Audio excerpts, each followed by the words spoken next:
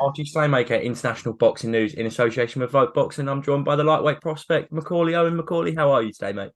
Yeah, good, thanks. Yeah, tough day's training, so I'm doing all right. I'm going to jump straight into it and just ask how your camp is going for the 25th of March in your hometown of Telford. In only your second sixth round fight, how is camp going? Yeah, no, it's going very well to be honest. Like in previous camps, we've been a bit all out, like 120%. Don't get me wrong, we're still giving it our all, like, but this time being a little bit more smart about it. Like, you find yourself when you're giving it like every single week, going and going and going. You just find to have these dips. So this time we're managing a lot more. So we're feeling good going into it this time. How are you finding that managing not going obviously like you said you are still going at 120% but managing it a bit better. How are you finding that? Yeah, it's good. I mean, like I'm quite lucky in the fact we're backed by science. I'm backed by obviously the university degrees and that in the sport, what gives you the knowledge about the obviously training periodization and stuff. So before now, like you get excited, like it's a professional game. I want to give it my all and that. But then as I found out, you give it your 120% all the time when your body soon like puts the brakes on for you. So this time we strategically, like even in my little like deload week, as they're called, I used it as a deload week and made the most of that deload to refresh the body. The body adapted, and now I've come back into like the next phase of training. Yeah, feeling great, like running even faster, sparring even better. So it's paid off this time. I'm feeling great. It is only your second sixth round fight, and obviously, are you feeling the difference? Obviously, as you're going up the rounds. Yeah. Like I'm not gonna. A lot of people said that the difference between 4 and 6 isn't that much, but I'm quite a high-paced fighter. I like to throw a lot of punches, so I like a lot of action. So I have noticed a difference between 4 and 6. I won't give too much away about obviously tactics and that, but obviously we're picking our points to work now. Stick behind the jab, like in its time, and then there is a time to go and really let your hands go. So it's good to be learning. It's good to be developing as a professional. We'll touch on it a bit later, obviously, the next steps in your career. But when will be around the time for you that you are going to step up 8, 10, 12 rounders? When do you feel like you'll just keep going up those rankings and obviously up the rounds? Not gonna lie, like it's soon. Like we're just kind of like teasing these 6 rounders. We've got the idea of a 6, and then an 8, and then push on from Midlands top, which is a 10.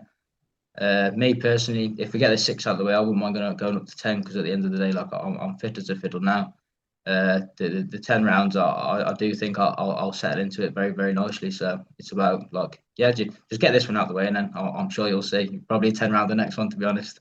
I know you said that you wanted to pick up the Midlands title. Obviously, is it in your idea that you want to go the traditional route, Midlands, English, British? Is that in your plans?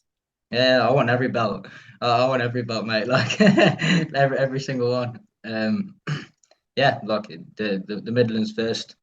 It's just stepping stones, isn't it, for the career? Like it's even like in the amateurs. Like don't get me wrong, but when you first start in the amateurs, even winning a Midlands title is like you're on top of the world. So one step at a time. If the Midlands is first, the Midlands is first. If the opportunity comes about, like I'm not going to say no to boxing for that title. That title will mean a lot to me when I win it. I was going to say, obviously, winning any title is huge. Yeah. And obviously, that traditional route, we've just seen Dan Aziz obviously going up that traditional route, and he's getting so much recognition now. Obviously, that is the route that most fighters do want to go, but don't actually go. Obviously, picking up Yeah. that Midlands title would be brilliant.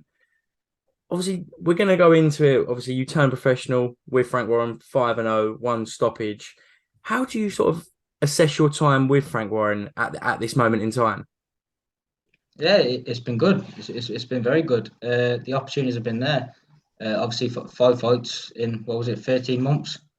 So obviously, my first year, I had the 4 fights. Um, yeah, he even managed to box. I mean, the shows were a little bit inconsistent, so managed to get one of those fights on a small show just to make sure I was ticking the box to get in the fight in. Which for me is quality. I can't ask for anything more from a promotion like that. That just goes to show they care about my career in the early days. It is important to get those fights in. So to have those four in the first year, obviously shows that Queensberry do care about their boxers. But obviously, getting those fights, and you are obviously in Queensbury's, like we were just saying off camera, in their adopted town of Telford, having Yeah, lots of shows in Telford. And obviously, this would be I think, your fourth fight in Telford. How does it feel to box in front of your home fans and obviously to have Queensberry bringing big time boxing back to Telford?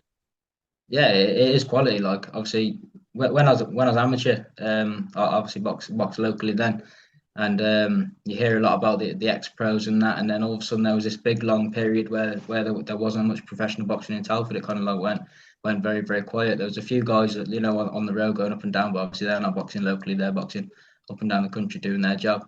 So to actually have it in Telford, I mean, it's a blessing really. We've got people coming over from Stoke, Derby. Even got lads coming up from Northampton and that from up north, like coming to here, coming to my hometown. So it's 2 miles from my doorstep. It is. So it's can't ask for anything more than that. It's exciting as well. Telford, like it's a town. Don't get me wrong, but there's a lot of people here. There's a lot of support that can get behind us. So hopefully, that the more fights, the more shows they start putting on here, the more recognition it'll get. The more it'll turn up. 100%. Obviously, it would be something if you could pick up that Midlands title, obviously later on the year. Obviously, I know you're probably targeting. There is rumours of Jason Cunningham versus Liam Davies. I'm sure that might land in Telford. Imagine having the Midlands title Oh, on that card. yeah, I mean, Liam versus Beluta, that was unbelievable. The atmosphere in there was honestly, if I could ever get an atmosphere like that, like I'd massive tick, like, do you know what I mean? They really did. Everyone got behind Liam for that fight, and it just went to show on the night. He put on a class performance to beat him, and I think he'll do the same against Cunningham. Obviously, that'd be a great fight, an even better card if you are managed to land the Midlands title on there. We're just going to go That's it. obviously into the next steps. And obviously, what are your goals? What do you want to achieve in the future? Obviously, not just this year, but as an overall goal in your whole career. Yeah, I mean, it's an interesting one, isn't it? Because everyone can list off, I want to be world champion. I want to be British champion. Don't get me wrong, 100%, I will be a British champion. I know myself. I've worked too hard as a kid, right away from a kid to now. Like the graft I've put in the gym over the years, like I owe it to myself to win a British title. So that is my genuine dream to win that British title outright. Anything from there is a blessing. I do I'd say to people I just take each step as it comes. If you set the ceiling too high, I don't know. I just like to take each step as it comes. Like I don't want to put too much pressure on myself to be blowing my trumpet and say, oh, I'm going to win this, I'm going to win that. Like for me to even get to where I am now, it's a blessing. So boxing's quality for my life, and yeah, I'm a blessing to be involved in the sport. So anything what I get out of boxing, like I'll be very very happy with. It sort of comes into what I was just saying, but just the last question we do actually ask quite a lot of people we have on our channel is what does boxing actually mean to you as a whole? Yeah, like it's me, like it's me. I don't know how else to say it. I started boxing when I was 13. I know a lot of kids that are in the gym from when they're like 3, 4 years of age. But I started because I wanted to fight. I loved fighting as a kid. I wanted to get involved with boxing. I wasn't able to until the age of 13, and when I did, I've jumped both feet into it in the gym every day, like 5, 6 days a week. Whenever my old man would take me, and then when I could take myself to the gym, I've been there in there ever since. So boxing is me. Like I don't know how to put it really. So the titles will come. I put in the hard work. I put in the effort. That's all you can do as a boxer, isn't it? That's correct. And obviously, I know I said it was my last question, but just a quick message to your Telford fans ahead of another fight in at the Telford International Centre on Yeah, March 25th. yeah. Let's get there. Let's make some noise. Like they love it. The Telford lot. So yeah, it's quality. Can't wait to put on a great show for them, and give this Mexican a good show. Perfect. Thank you for that, Macauley Owens, talking to International Boxing News. Class, mate. Cheers. Thanks, time.